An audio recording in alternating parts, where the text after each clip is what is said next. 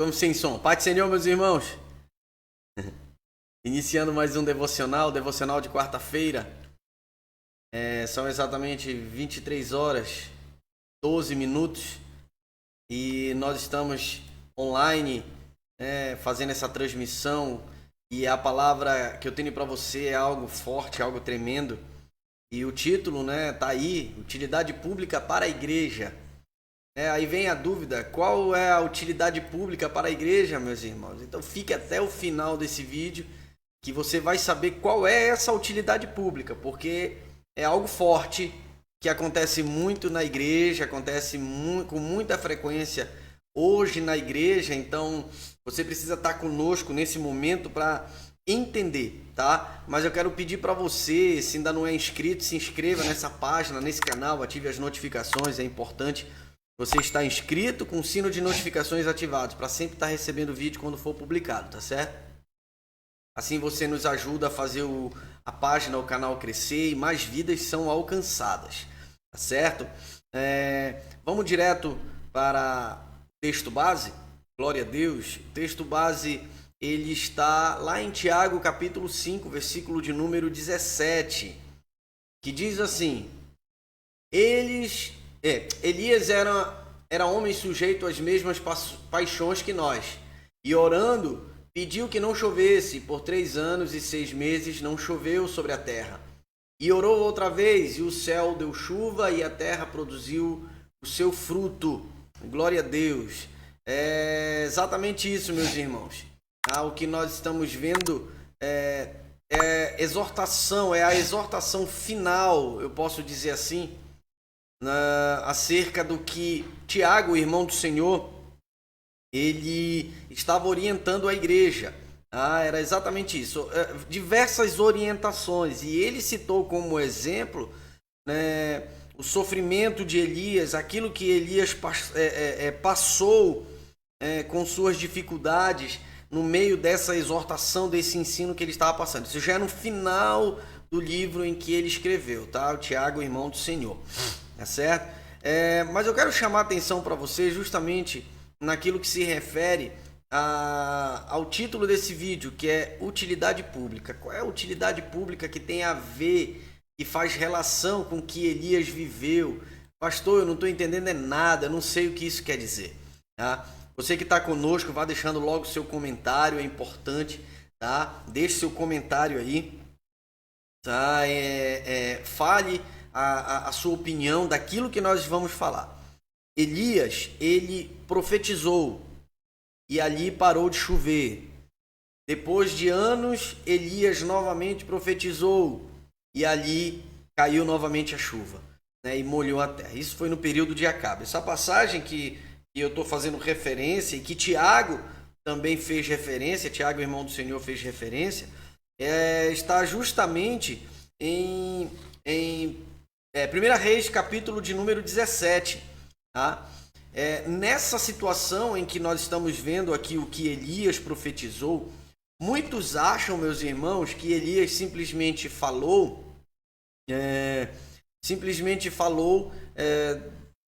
por ele. Não foi Deus que ordenou. Mas se a gente ler no capítulo de número 17, nós vamos ver exatamente Elias profetizando pelo poder de Deus. Meus irmãos, se eu ignorar que Elias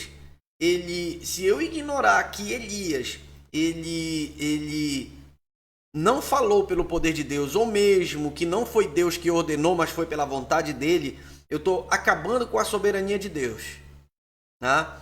a mesma coisa ou uma referência contrária, né, uma referência cruzada a essa, é a mesma passagem de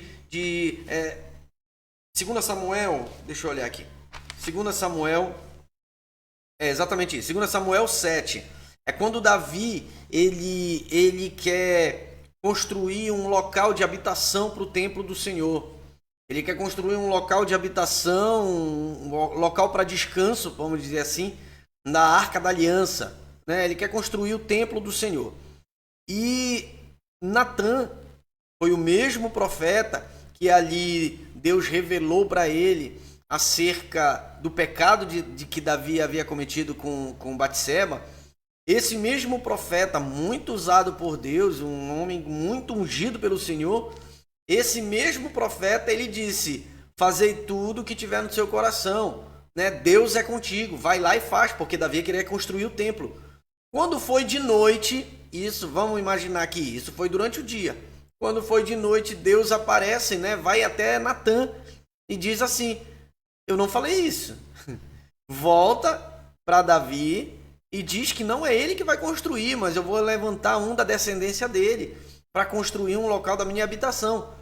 E diz assim para ele: eu sempre morei em tendas e estive sempre no meio do povo. Aí eu nunca reclamei. Exatamente isso que diz: eu nunca reclamei um local para o meu descanso. Porém, não é ele, não será Davi que vai construir, mas sim Deus vai levantar um que vai construir um local para habitação, para descanso da Arca da Aliança e a presença constante do Senhor ali.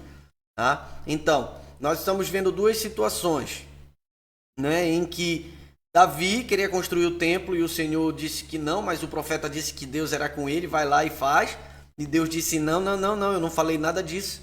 Né? Nós vemos ali Elias, pelo poder do Senhor e não pelo poder dele, Elias indo lá e profetizando, tá? E nós vamos chegar nesse ponto, profetizando que não iria chover por anos, né? E depois de anos de seca, ele profetizou novamente e a chuva veio e caiu. Tá? Tem outra referência que me veio à mente também, foi quando Samuel, depois que o Espírito Santo saiu de sob Saul, né, o rei Saul, e foi até... e Deus disse que levantaria um segundo o coração dele, que seria o próprio Davi.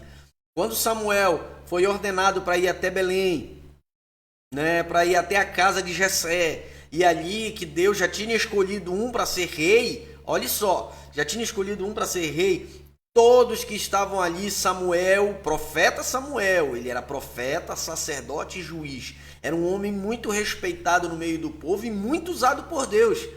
Ele achava que era um daqueles que estavam lá, certamente é esse, o mais forte, certamente é esse, né, o que tem habilidade com as mãos, certamente é esse, o mais bonito, né, e Deus disse para Samuel na frente de todos ali: não é nenhum desses, porque o homem olha para a aparência e Deus olha para o coração, está faltando ainda um. Foi quando Samuel chegou e perguntou: falta ainda um filho? Falta, é o menor, é o mais novinho, ele está lá cuidando das ovelhas, então manda chamar, nós só vamos sentar à mesa, né, quando ele chegar. Foi que quando Davi chegou, meus irmãos, eu imagino a cena, que Samuel deve ter se impressionado: esse é o rei?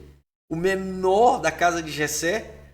Sabe? O esquecido que estava por detrás das manadas?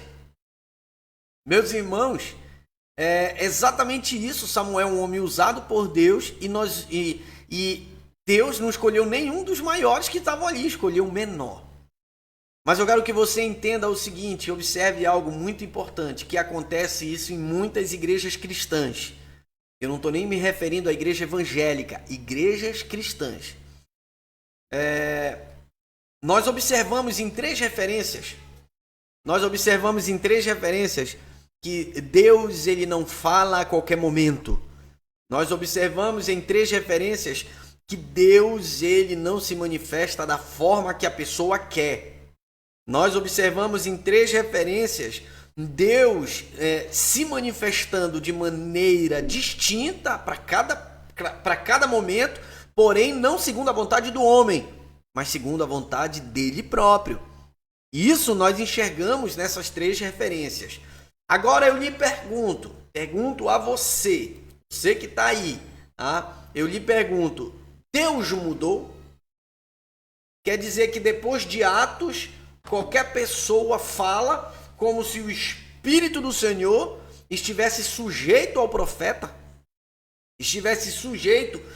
É o que nós vemos muito em igrejas, em diversas igrejas, e por isso que o título desse vídeo é Utilidade Pública para a Igreja, porque nós vemos uma quantidade absurda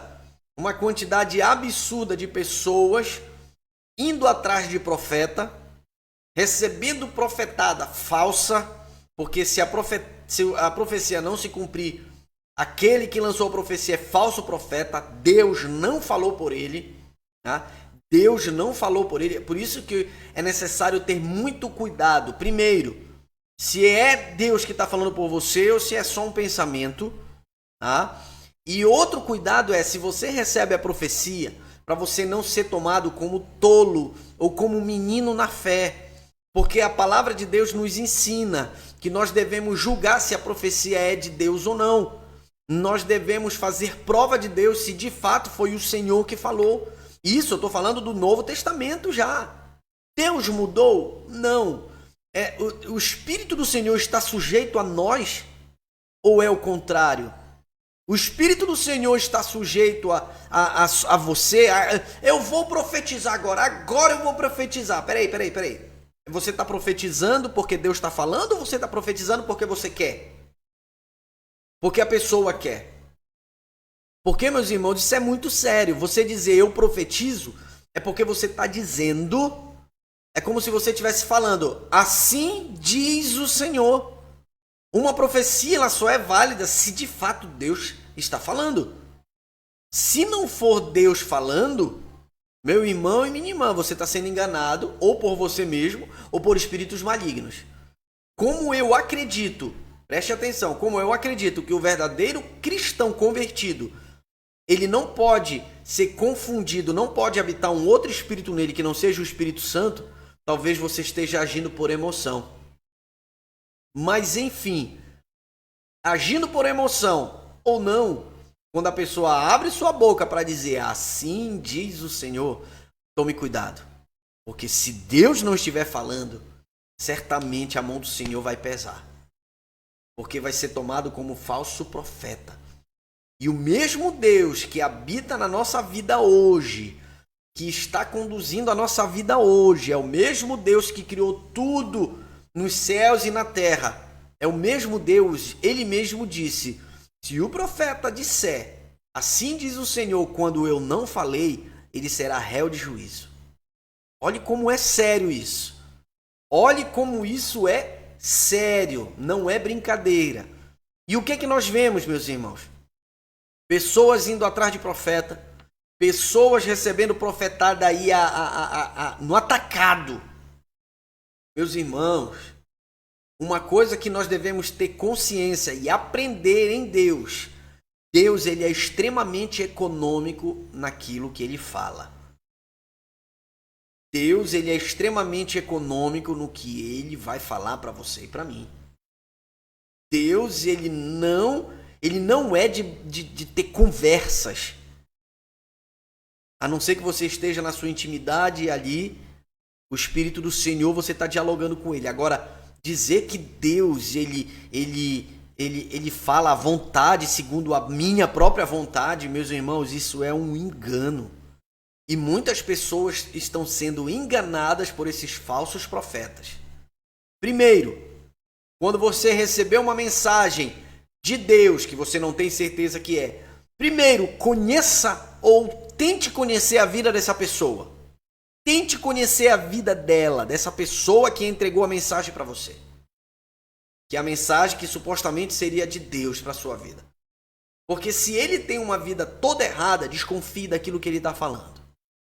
Ah, tudo bem, mas ele é um pregador de fora, eu não conheço ele e tudo mais, então vá para a Bíblia. Faça a prova de Deus em oração. Senhor, eu faço prova de Ti naquilo que aquele varão ou aquela varoa, aquele homem ou aquela mulher, o pregador ou a pregadora falou para mim. Eu faço prova de Ti. Se for de Ti, Senhor, que se cumpra. Me dá um sinal, fala comigo, sabe, de alguma forma, faz eu entender, faço prova de Ti. Se você não conhece a vida do pregador, da pregadora, da pessoa que entregou a mensagem para você, de Deus, faça a prova do Senhor em oração, para você não ser enganado. O crente maduro, meus irmãos, o crente maduro, aquele crente que não é menino na fé, ele não vai ser enganado facilmente. E outra coisa, deixa eu falar algo muito sério para você. Não viva dependendo de profecias. Como assim, pastor? Me explique melhor. Não viva dependendo de profecias.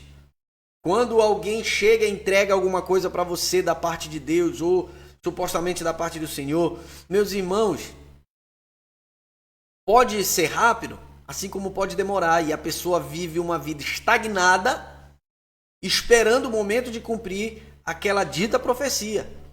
Viva a sua vida. Conheça a Bíblia, conheça a palavra de Deus, viva de maneira honrosa, digna. 1 Pedro vai dizer isso, para que nós vivamos de maneira digna, conforme o nosso chamado. É assim que Deus quer que nós vivamos. Não viva dependendo disso, dependente disso. Viva segundo a reta justiça de Deus, segundo a vontade do Senhor.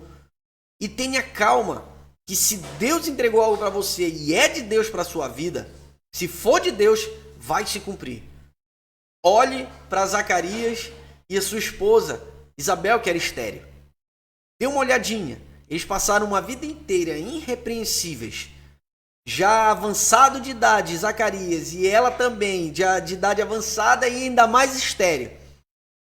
Já na sua velhice, Deus foi lá e cumpriu as bênçãos e a promessa que tinha sobre a vida deles. Tenha algo em mente muito forte para a gente finalizar. Tá? Para a gente finalizar. Deus só vai cumprir algo na sua vida se for para a glória dele. Se for para a sua glória ou para a minha, esqueça que isso não vai se cumprir. Se não for para que o nome do Senhor seja glorificado, esqueça que não vai se cumprir. É falsa profecia, é arrogância do homem, é para orgulho próprio. Agora, se for para a glória de Deus, se for para testemunho do milagre do poder de Deus, tenha certeza absoluta que vai se cumprir. Vai se cumprir na sua vida. Bem? Seja maduro na fé. Conheça a Deus, conhecendo a palavra do Senhor. Faça a prova de Deus sempre que receber uma profecia. Tente conhecer o pregador. Se você não conhecer, faça a prova de Deus. E saiba que a maior profecia está aqui, ó. A maior profecia está aqui. É a palavra de Deus. Tudo o que você precisa está aqui para a sua vida. Bem, finalizo aqui esse devocional. Utilidade pública. Compartilhe esse vídeo, compartilhe essa transmissão para todos os seus contatos. E não se esqueça, se inscreva nessa página, se inscreva nesse canal. É importante você estar inscrito com o sino de notificações ativados. É muito, muito importante você está inscrito com o sino de notificações ativados. Assim você vai nos ajudar a divulgar a palavra do Senhor para muitas pessoas. Divulgue, compartilhe, deixe seu comentário. Eu mesmo respondo. Amém? Fique com essa palavra no seu coração. Que Deus lhe dê uma noite abençoada na presença dele. Um forte abraço, meus irmãos. A paz do Senhor.